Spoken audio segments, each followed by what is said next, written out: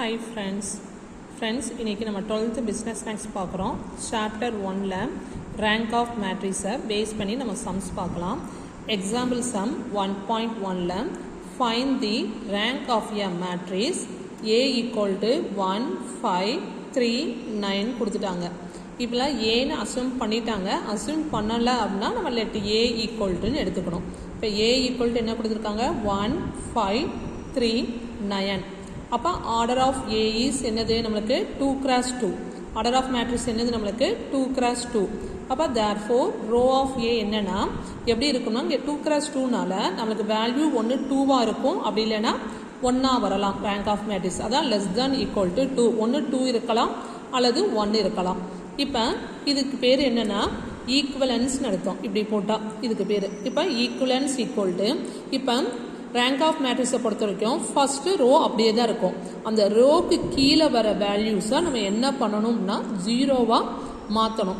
அப்போ first row அப்படியே தான் இருக்கும் 1 5. செகண்ட் ரோவை நம்ம 0 இந்த டேர்ம் நம்மளுக்கு இந்த 1க்கு கீழே வர இந்த டேர்மை நம்ம 0 ஆக்கணும். அப்போ இங்கே 3 இருக்குது. இதை 0வாக செய்யணும் அப்படின்னா என்ன பண்ணணும் 0வாக மாற்றணும்னா இப்போ சைடில் அப்படி எழுதிக்கணும். இப்போ என்ன எதை மாற்ற போகிறோம் R2 மாற்ற போகிறோம். ரோவை என்ன மாற்ற போகிறோம் இப்போ R2ல என்ன இருக்குங்க 3.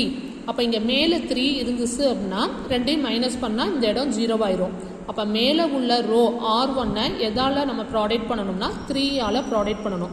அப்போ R2 இம்ப்ளைஸ் என்ன எழுதுவேன்னா R2 மைனஸ் 3R1 மைனஸ் 3. ஏன் மைனஸ் 3 போடுறேன்னா மேலே வந்து நமக்கு ப்ளஸில் தான் இருக்குது, அதனால இங்கே மைனஸ். இதே இது இந்த இடத்துல மைனஸ் இருந்தால் இங்கே ப்ளஸ்ஸால் ப்ராடக்ட் பண்ணணும். அப்போ மைனஸ் 3ஆல் R1 ப்ராடக்ட் பண்ணிடலாம். இப்போ சைடில் போடலாமா? சைடில் இந்த பக்கம் இங்கே செஞ்சு பாருங்கள். என்ன கொடுத்துருக்கேன் ஃபஸ்ட்டு R2. R2ஓட வேல்யூ என்னது 3 9. அப்போ என்ன எழுதுவோம் 3 9. R2ஓட எதை மைனஸ் பண்ண போகிறோம் 3R1. அப்போ மைனஸ் 3ஆல் R1 ப்ராடக்ட் பண்ணணும். இப்போ மைனஸ் 3ஆல் ப்ராடக்ட் பண்ணால் இங்கே என்ன வந்துடும் மைனஸ் 3 மைனஸ் 15. அப்போ என்ன வந்துடும் நம்மளுக்கு இந்த இடத்துல மைனஸ் 3 மைனஸ் 15. 3ல் 3 போச்சுன்னா என்ன வரும் நம்மளுக்கு 0. 9ல் 15 போச்சுன்னா மைனஸ் 6. பிக்கஸ்ட் நம்பருக்கு முன்னாடி மைனஸ் இருக்கிறனால மைனஸ் 6. அப்போ ரோ என்னவா மாறி இருக்கு நம்மளுக்கு 0 மைனஸ் 6. அப்போ இங்கே என்ன போடணும் நம்ம 0 மைனஸ் 6. You will understand.